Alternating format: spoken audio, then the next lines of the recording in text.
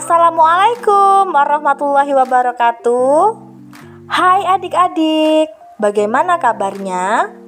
Semoga semua dalam keadaan sehat. Kali ini Egas Edu ingin berbagi materi prakarya kelas 8, yakni materi di bab 2 rekayasa yang berjudulkan Teknologi Informasi dan Komunikasi. Simak videonya sampai selesai ya. Dan jangan lupa subscribe untuk mengetahui materi-materi selanjutnya.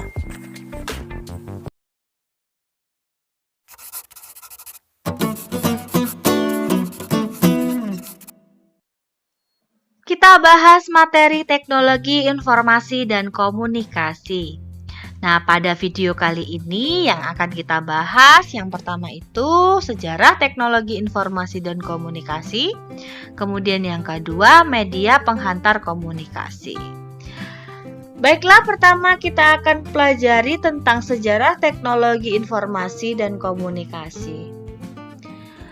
Perkembangan peradaban manusia diiringi dengan perkembangan cara menyampaikan informasi, yang selanjutnya dikenal dengan istilah teknologi informasi. Mulai dari gambar-gambar yang tidak bermakna di dinding-dinding gua, peletakan tongkat sejarah dalam bentuk prasasti, sampai diperkenalkannya dunia arus informasi yang dikenal dengan nama internet.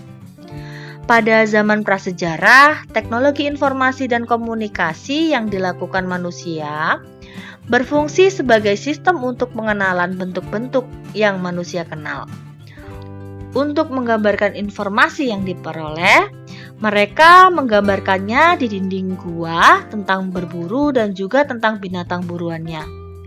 Pada masa tersebut, manusia mulai mengidentifikasi benda-benda yang ada di sekitar lingkungan tempat tinggal mereka, kemudian melukiskannya pada dinding gua tempat tinggalnya. Komunikasi pada zaman ini berupa suara dengusan dan menggunakan isyarat tangan.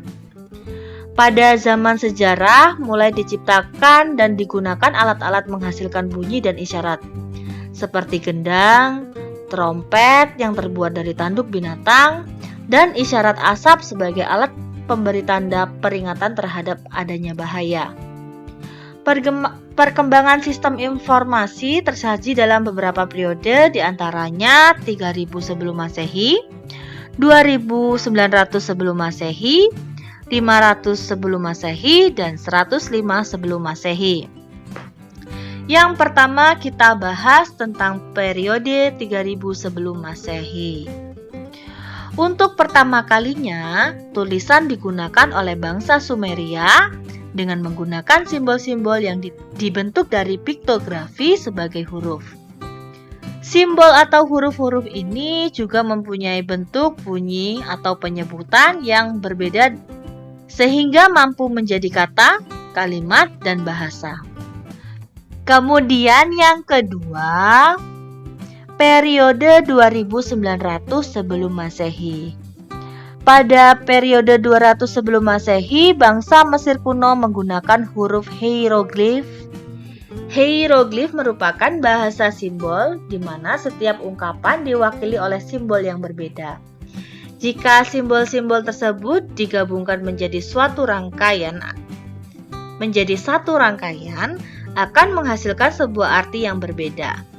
Bentuk tulisan dan bahasa hieroglif ini lebih maju dibandingkan dengan tulisan bangsa Sumeria. Nah, seperti ini bentuknya.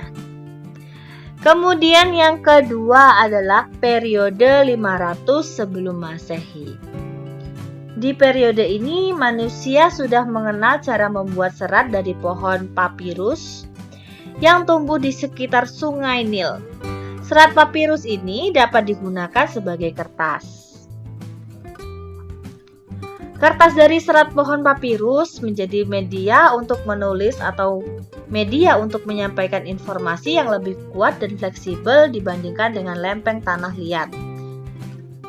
Nah, lempeng tanah liat ini yang digunakan sebelumnya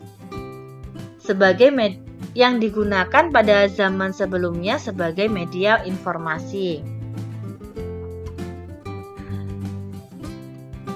Seperti ini contoh suratnya.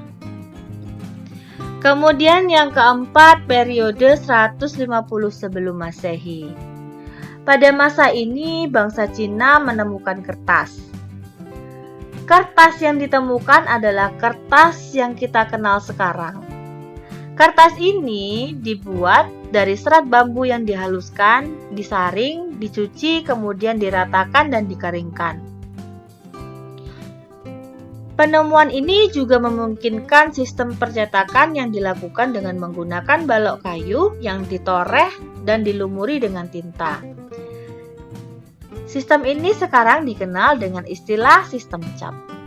Nah, selanjutnya, media penghantar komunikasi. Seiring dengan kemajuan bidang ilmu pengetahuan dan teknologi, perkembangan komunikasi dan informasi saat ini berjalan dengan begitu cepat.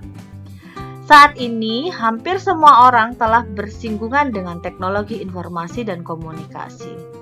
Semenjak ditemukannya alat komunikasi terus mengalami perkembangan. Berdasarkan rentang waktunya, media komunikasi dibedakan menjadi alat komunikasi masa lalu atau kuno dan alat komunikasi modern. Seperti yang telah diuraikan bahwa perkembangan alat teknologi informasi dan komunikasi sudah dimulai sejak zaman prasejarah. Pada saat itu, alat komunikasi masih sangat sederhana seperti suara dengusan, isyarat asap, dan hanya isyarat tangan. Pada media komunikasi modern, teknologi berkembang sangat pesat, sehingga dalam perkembangannya berbagai media-media digital ditemukan. Pertama, kita bahas media komunikasi pada masa lalu atau zaman kuno. Yang pertama, kentongan. Kentongan digunakan di Indonesia sudah sejak lama. Alat ini sudah ada sejak zaman Kerajaan Demak, Surakarta, Gorontalo, dan Yogyakarta. Kentongan berfungsi untuk memberikan informasi kepada masyarakat bahwa telah atau akan terjadi sesuatu. Tanda atau kode yang digunakan berbeda-beda. Kentongan besar biasa disebut beduk. Di Indonesia, sebuah beduk bisa dibunyikan untuk memberitahu mengenai waktu sholat dan sembahyang. Kemudian yang kedua, daun lontar. Pada zaman yang sedikit lebih maju, manusia sudah mulai memakai bahasa tulisan sebagai media komunikasi. Kegiatan surat menyurat di Indonesia telah dimulai sejak masa Kerajaan Kutai, Tarumanegara, Majapahit, Sriwijaya, dan Mataram. Pada waktu itu, surat-suratnya hanya terbatas antar kerajaan. Media yang digunakan untuk menulis surat adalah daun lontar. Selain itu, ada juga yang menggunakan kayu, bambu, tulang binatang, rotan, dan lempeng batu yang dikenal dengan nama prasasti. Daun lontar sebagai bahan naskah dipakai di Asia Selatan dan Asia Tenggara. Di Nusantara banyak ditemukan naskah lontar, diantaranya dari Jawa, Sunda, Bali, Madura, Lombok, dan Sulawesi Selatan. Di Sulawesi Selatan, lontar dikenal dengan sebutan lontara. Bentuk lontara agak berbeda dengan lontar dari Jawa dan Bali. Lontar di Sulawesi Selatan disambung-sambung sampai panjang dan digulung menyerupai sebuah kaset. Kemudian yang ketiga, lonceng. Lonceng atau genta adalah suatu peralatan sederhana yang digunakan untuk menciptakan bunyi. Bentuk lonceng biasanya menyerupai sebuah tabung dengan salah satu sisi terbuka dan bergema saat dipukul. Alat untuk memukul dapat berupa kayu atau besi. Lonceng pada umumnya dibuat dari logam. Lonceng juga banyak digunakan dalam peribadatan beberapa agama di dunia sebagai penanda waktu ibadah atau beberapa ritual. Seiring perkembangannya teknologi komunikasi pada masa modern ini, lonceng sudah jarang digunakan. Meskipun demikian, ada beberapa tempat yang masih tetap menggunakannya untuk keperluan umum. Contohnya, masih ada beberapa sekolah yang menggunakan lonceng sebagai pergantian jam pelajaran, jam istirahat, jam masuk kelas, dan juga untuk pengumuman. Selanjutnya yang ketiga adalah burung merpati. Burung merpati pos adalah salah satu burung merpati yang dilatih untuk menghantarkan surat atau pesan. Merpati merupakan salah satu jenis burung yang cukup pintar, memiliki daya ingat kuat, kemampuan navigasi, dan memiliki naluri alamiah yang dapat dikembalikan ke sarangnya meskipun sudah pergi dengan jarak yang jauh dan waktu yang lama. Dengan sifat-sifat tersebut, surat yang dibawa merpati pos pasti sampai di tujuan, atau sangat kecil kemungkinannya surat tersebut nyasar. Merpati pos diberikan makanan khusus berupa campuran kalium karbonat dan minyak ikan. Campuran tersebut berguna sebagai vitamin dan dapat membuat merpati menjadi kuat dan lebih mudah dilatih.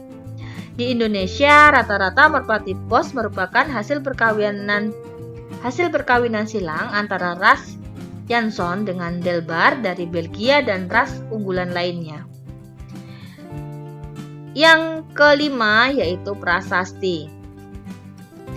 Prasasti adalah piagam atau dokumen yang tertulis pada bahan yang keras dan tahan lama.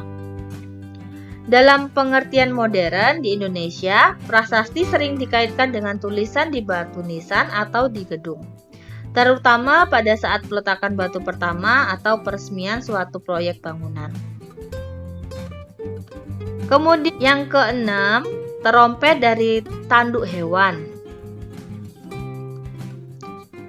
Dahulu, bunyi terompet digunakan sebagai alat komunikasi untuk menandai dimulainya atau berakhirnya kegiatan-kegiatan tertentu. Trompet juga digunakan saat perang untuk menandai perintah dan pergerakan pasukan. Selanjutnya, asap.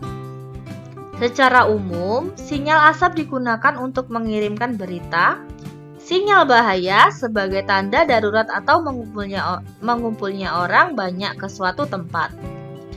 Alat komunikasi ini bisa digunakan untuk mengirimkan suatu pesan rahasia kepada teman ataupun lawan. Kemudian yang selanjutnya, serat papirus.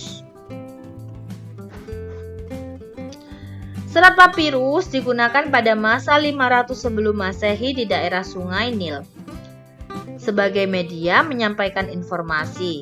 Serat ini dibuat dari serat pohon papirus. Selanjutnya adalah piktografi. Piktografi digunakan pada masa 3000 sebelum Masehi di Sumeria. Piktografi berupa simbol-simbol yang apabila disusun bisa menjadi kalimat atau kata bahasa yang memiliki makna tertentu. Nah, seperti ini contoh piktografi.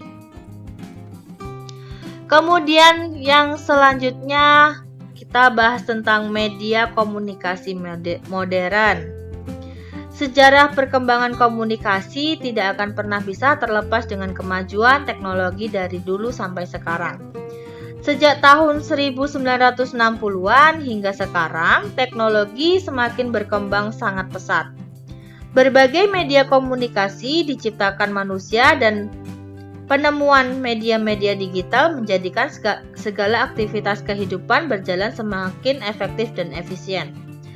Beberapa contoh media komunikasi modern adalah sebagai berikut. Yang pertama, surat kabar atau koran. Surat kabar dikenal pertama kali tahun 59 sebelum Masehi pada masa Kekaisaran Romawi kuno. Saat itu, surat kabar hanya berisi jurnal kegiatan sang kaisar. Pada tahun 1605, surat kabar pada pertama kalinya terbit dalam bentuk cetakan oleh John Carlos bertajuk Relation. Surat kabar adalah media cetak yang berisikan informasi seperti sosial, budaya, hukum, politik, hiburan, dan teknologi. Seiring dengan perkembangan zaman, surat kabar bukan hanya dalam bentuk media cetak, juga dalam bentuk surat kabar elektronik atau surat kabar digital. Yang selanjutnya adalah radio. Penemuan radio diawali dengan ditemukannya gelombang radio oleh Heinrich Hertz pada tahun 1887.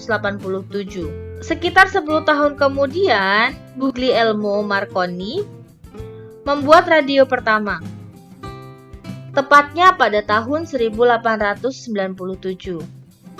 Radio berfungsi sebagai alat komunikasi yang hanya terdengar suara saja. Siaran radio menyajikan informasi berita, musik, diskusi yang hanya bisa didengar saja. Selanjutnya, televisi. Televisi adalah sebuah alat penangkap siaran suara dan berupa gambar. Televisi berasal dari dua kata Latin yaitu tele yang artinya jauh dan vision yang berarti tampak. Jadi, televisi berarti melihat jarak jauh. Televisi ditemukan pertama kali oleh Paul Nipkow pada tahun 1883. Penemuan ini berawal dari ditemukannya cakra mental dalam bentuk logam kecil yang berputar dan memiliki banyak lubang. Perkembangan televisi juga sangat cepat, dimulai dari televisi hitam putih menjadi televisi berwarna, televisi berukuran kecil, sampai berukuran sangat besar, televisi berlayar cembung, sampai televisi berlayar datar, dan sekarang ini lagi tren televisi LED dengan televisi 3D. Dengan adanya televisi, informasi dari seluruh dunia bisa diakses di mana saja dan kapan saja. Apalagi di siaran televisi juga bisa dinikmati saluran internet. Televisi menghadirkan beragam informasi seperti edukasi dan pendidikan, hukum, politik, sosial, infotainment, dan hiburan. Selanjutnya, faksimil. Mesin fax adalah peralatan komunikasi yang digunakan untuk mengirim dokumen dengan menggunakan suatu perangkat yang mampu dioperasikan melalui jaringan telepon dengan hasil yang sangat serupa dengan aslinya. Selanjutnya, telepon. Telepon merupakan alat komunikasi yang dapat mengirimkan pembicaraan melalui listrik. Dengan telepon, manusia dapat berkomunikasi secara lisan dengan seseorang yang terbentang sangat jauh. Telepon pertama kali ditemukan oleh Alexander Graham Bell pada tahun 1879. Selanjutnya, handphone.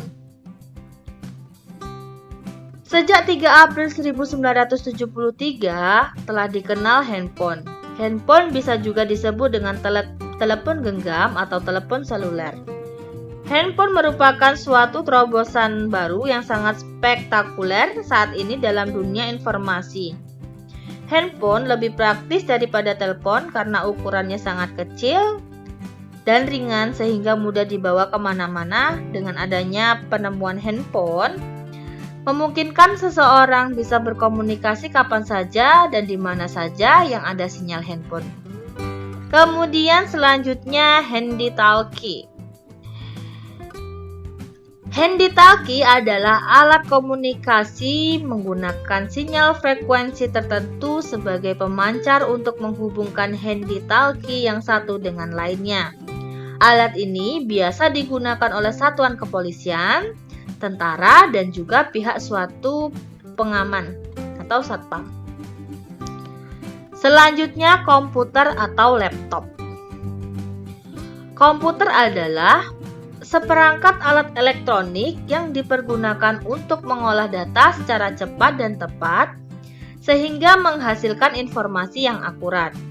Komputer ditemukan oleh 3 orang penemu yaitu Hermann Hellerich, Howard Aiken, dan Charles Babbage.